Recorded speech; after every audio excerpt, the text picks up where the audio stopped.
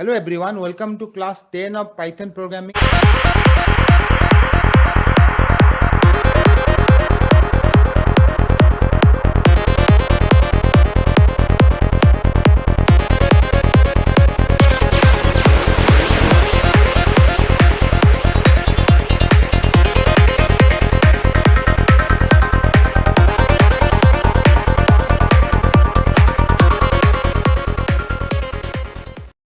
आज हम देखेंगे हम एरिया कैसे निकाले। जैसे मैं इधर अभी एक सर्कल लिखा हूं, इसका एरिया कैसे निकाले। इसमें दो तरीके हैं, एक तो डायरेक्टली निकालेंगे, एक मैथ मॉड्यूल यूज करेंगे।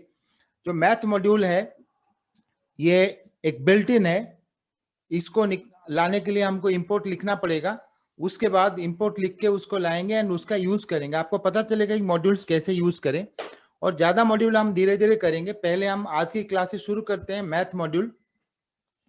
तो मैं पहले मुझे एरिया चाहिए, area is equal to pi r square, pi उसके बाद आर उसके बाद आर। अगर मैं ऐसे लिखूं pi r r pi r square हो जाएगा, मुझे मल्टीप्लाई करना पड़ेगा आर को 2 बार, तो मैं पाई आर स्क्वायर लिख दिया। मुझे एरिया चाहिए, तो अभी मैं प्रिंट क्लिक के इधर मैं लिखता हूं कोट्स के अंदर area of the circle is, अभी जो सर्कल है उसका एरिया कॉमा इसमें ए हो गया। एरिया ऑफ द सर्कल बहुत ईजी है, 2 लाइन का प्रोग्राम है। तो आप आर दे दो, आपको एरिया मिल जाएगा। तो आर हमको देना पड़ेगा, सपोज आर में 5 दे देता हूं, तो 5 इंटू 5 इंटू पाई। लेकिन जो पाई है इसको पाइथन कैसे पहचानेगा? वो बोल रहा है कि name pi is not defined. तो हमको क्या करना पड़ेगा, पाई को भी डिफाइन करना पड़ेगा। पाई क्या है? तो 3.14 हम ले लेते हैं। ये तो एग्जैक्ट नहीं है इसका वैल्यू, बट ठीक है, 22/7 है जो वैल्यू है। अगर वो अप्रोक्सीमेशन लेके हम करते हैं, अब देखिए बहुत 3-4 लाइन में, बहुत कम लाइन में हम एरिया निकाल पाए। इसमें आपको क्या चाहिए? 2 वेरिएबल चाहिए। पाई को आपको एक असाइनमेंट स्टेटमेंट लिख के उसका वैल्यू लिखना पड़ेगा, एंड ऑब्वियसली आपको आर लिखना पड़ेगा। तो पाई जो है ये तो अप्रोक्सीमेट एग्जैक्ट नहीं है, हम पाई डायरेक्टली भी यूज कर सकते हैं। तो ये हो गया, जैसे हम तरीका 1 बोल सकते हैं, इधर मैं मेथड 1 भी लिख सकता हूं। उसके बाद हम देखेंगे मेथड 2 में कैसे होगा।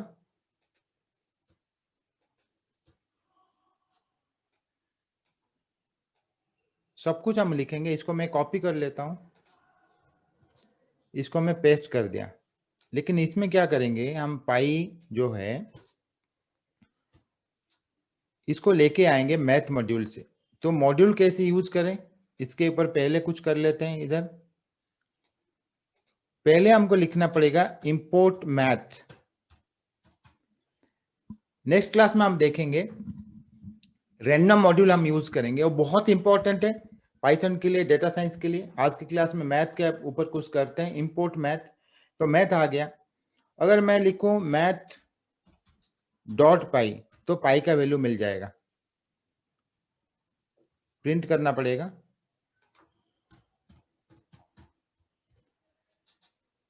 आपको मैथ डॉट लिखना पड़ेगा,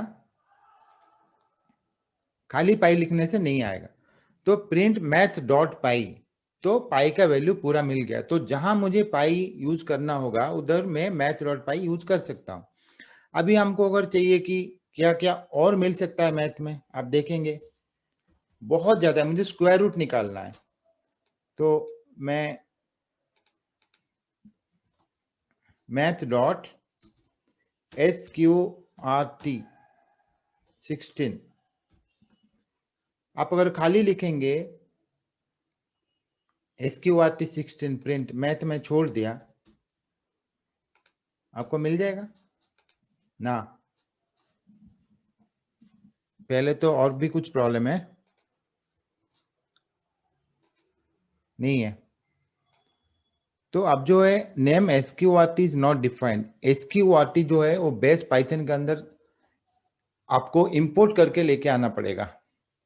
तो आपको अगर उसको यूज करना चाहते हैं, एक बिल्ट इन है, तो अब क्या है कि जब तक आप इंपोर्ट मैथ करके मैथ डॉट नहीं लिखते हो तभी नहीं आएगा, तो मैथ डॉट लिखना पड़ेगा। आप अगर सोच रहे कि नहीं मैथ डॉट हम लिखते हैं, अभी जैसे इतना आ गया 4.0, तो मैथ डॉट एसक्यूआरटी हम लिख रहे हैं तब भी आता है। तो लेकिन एसक्यूआरटी है कि नहीं आपको कैसे पता चलेगा मैथ के अंदर? तो इसके लिए आपको डायरेक्टरी देखना पड़ेगा क्या क्या अवेलेबल है। जैसे डंडर मेथड्स हम अभी इग्नोर कर रहे हैं, तो आप देखिए क्या क्या है। कॉस हाइपरबोलिक फंक्शन है, इतना ज़्यादा तो यूज नहीं करते हैं कॉस साइन इधर, लेकिन सब कुछ है। कॉस टाइन tan tan h copysign ये सब कुछ, कॉस एच डिग्रीज, फैक्टोरियल है, हम फैक्टोरियल निकाल सकते हैं। तो आपको अगर 5 फैक्टोरियल चाहिए, अब देखेंगे जिस टाइप का लिखा गया उस टाइप का आपको लिखना पड़ेगा फैक्टोरियल, पूरा का पूरा वैसे ही हम लिखते हैं। तो हम इधर फैक्टोरियल लिखें,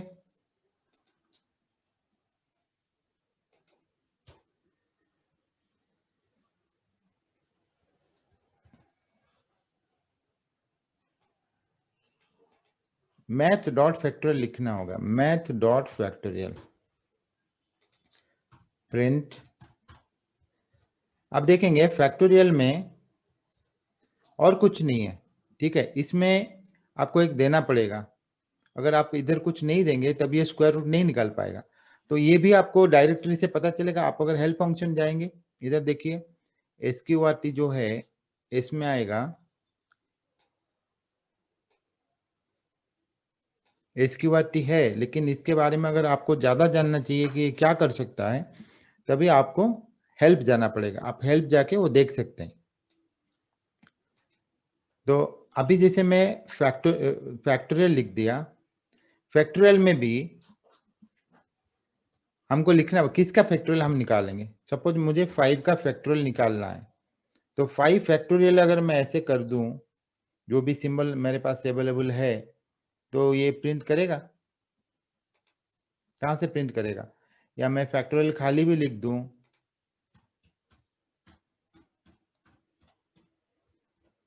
यूज करने के लिए हमको इंपोर्ट करके लाना पड़ेगा। ये तो बिल्ट इन मॉड्यूल है, लेकिन इंपोर्ट करके हमको यूज में लाना पड़ेगा। तो मैथ डॉट एसक्यूआरटी 16 हो गया, फैक्टोरियल 5 हो गया, वैसे सब कुछ लिखना पड़ेगा।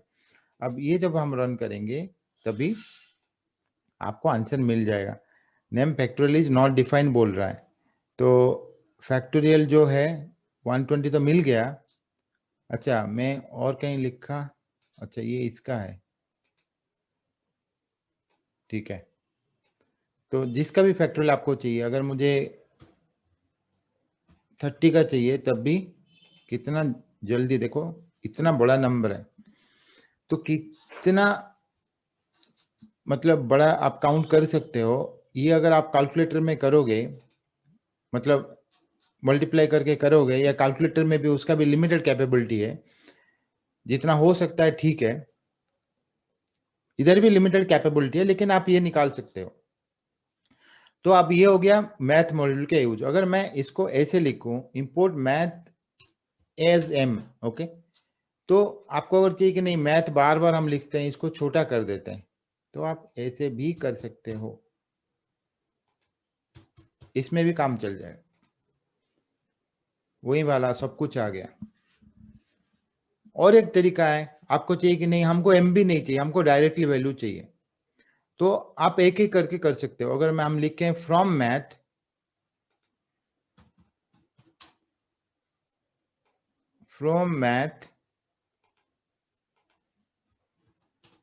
इंपोर्ट पाई, तो अभी पाई इंपोर्ट हो गया, इसका वैल्यू आ जाएगा, लेकिन ये नहीं आएगा बिकॉज हम पाई को लेके आए पूरा का पूरा। अगर हम मैथ लेके आए तो सब कुछ यूज कर सकते हैं, लेकिन हमको खाली पाई चाहिए, एसक्यूआरटी फैक्टोरियल ये प्रोग्रामिंग में नहीं चाहिए, तो हम क्यों लाए, वही बात है। तो ये अगर आप रन करो तो आपको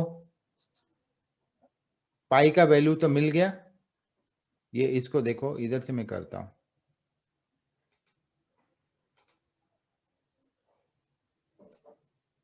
देखो प्रॉब्लम आ गया, name m is not defined. कभी कभी इसमें जुपिटर में प्रॉब्लम होता है, वो पिछले वाला दिखा देता है, तो आप इधर से कर्नल जाके इधर से करना पड़ेगा, रिस्टार्ट एंड रन ऑल। तो अभी ये बोल रहा है कि एम हम नहीं जानते एम आपका क्या है, बिकॉज वो वाला अभी नहीं है। आप लिख के प्रैक्टिस कर सकते हो। अभी जैसे मेरा पाई आ गया, इसको अगर मैं कमेंट में रख दूं ये 2 लाइन, तो काम तो हो गया, मेरा पाई का काम तो हो ही गया। देखो ये इसका वैल्यू वो दे दिया, ठीक है। तो इधर अगर मैं SQRT भी लिखूं, एम नहीं है तब भी नहीं होगा, मुझे SQRT लेके आना पड़ेगा। तो इंडिविजुअली हम एक एक लेके आए, उसके बाद ये चल जाएगा। इसको कट कर देते हैं अभी।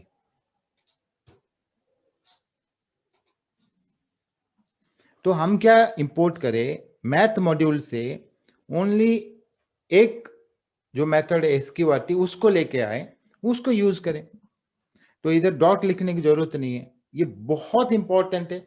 आप देखेंगे एडवांस्ड पाइथन में भी हम इसी तरीके से मॉड्यूल्स लेके आएंगे, डॉट यूज करेंगे। डॉट का यूज बहुत ज्यादा है। आप डायरेक्टली मॉड्यूल्स लेके आओ, उसमें डॉट यूज करके मेथड्स यूज करो, या डायरेक्टली उसी को लेके आओ जो आपको जरूरत है। फॉर एग्जाम्पल अभी हम एरिया निकाल रहे हैं इधर, तो हम अगर इसको ऐसे लिखें, आर का वैल्यू आ गया, पाई हम इसका वैल्यू को मैथ से लिंक करेंगे, इंपोर्ट मैथ हो गया। तो इधर पाई में आपको मैथ डॉट पाई लिखना होगा, तभी हो जाएगा। बिकॉज ये जो है पाई का वैल्यू मैथ में है, तो मैं मैथ को इंपोर्ट किया, तो अगर मैं मैथ डॉट पाई लिखूं तभी इसका वैल्यू आ जाएगा। अभी जैसे हम डिस्कस किए थे, अगर आपको चाहिए कि मैथ बड़ा हो गया, तो एज कुछ भी हम लिखें एम, तो अभी एम में काम चल जाएगा। आप बोलेंगे नहीं हमको तो ये भी हो गया, आप बोलेंगे नहीं हमको ये भी नहीं चाहिए, हम क्या करेंगे, इसमें कुछ भी हम नहीं लिखेंगे, हमको खाली जैसे पाई है वैसे ही हमको चाहिए, तभी भी हो सकता है। तो हम क्या करेंगे, इधर from math import pi, that's all. From math import pi, इसका मतलब है हमको मैथ से पाई चाहिए। ये जो प्रोग्राम है जिसमें हम निकाल रहे हैं एरिया पे सर्कल, इसमें हमको पाई की जरूरत है और हमको कुछ नहीं चाहिए, तो पूरा का पूरा मैथ लेके क्यों आए, जितना चाहिए उतना लेके आ सकते हैं। तो आप अगर इस टाइप का लिखे इधर, तो खाली आपको पाई मिलेगा, उसको आप यूज कर सकते हो। ये हो गया आपका एरिया ऑफ द सर्कल। उसके बाद इधर भी हम करेंगे इंपोर्ट मैथ, एम कर देते हैं, एम डॉट पाई। आप चाहो तो आप ब्रैकेट भी लगा सकते हो। ये तो हो गया एरिया। उसके बाद आपको अगर एक रेक्टेंगल का एरिया लेके आना है, तो आपको 2 चाहिए, लेंथ एंड ब्रेड्थ। तो लेंथ एंड ब्रेड्थ अगर गिवन है तो आप लेके आ सकते हो। इसमें हम और कुछ करेंगे, हम एक इनपुट स्टेटमेंट लिखेंगे, उसके अंदर हम लिखेंगे प्लीज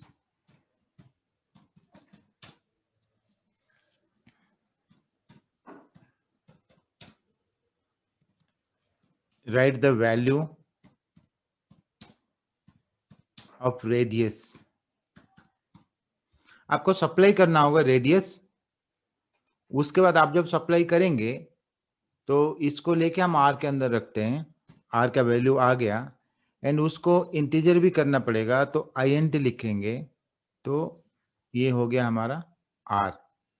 उसके बाद आर हम इधर यूज कर सकते हैं 78.5। याद रखिए आर को जो 5 लिखे हैं ये तो कांस्टेंट था, अभी कुछ भी ले सकते हैं, इसको चेंज करने की जरूरत नहीं है।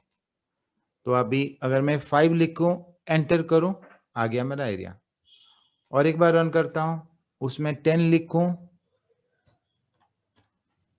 मैं इसको रन कर दूं, सॉरी मुझे एंटर करना पड़ेगा, तो एरिया आ गया। कुछ भी लिखूं उसका एरिया आ जाएगा। तो मैं क्या किया, इधर से इनपुट किया। वैसे हम क्या करें, अगर आपको रेक्टेंगल चाहिए आप 2 इनपुट दे सकते हैं, लेंथ एंड ब्रेड्थ। तो इसको मैं कॉपी कर लेता हूं,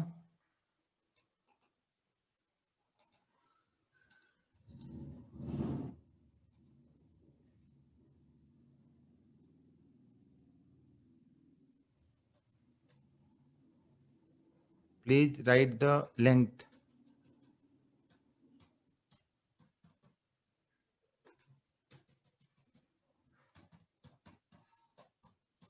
जिसका भी एरिया आपको चाहिए, देन बी आप लिख सकते हैं।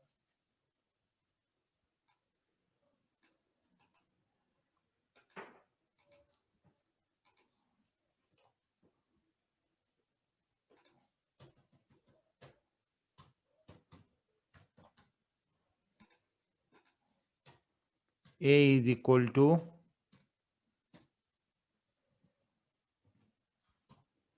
देन प्रिंट इधर से लेके आते हैं,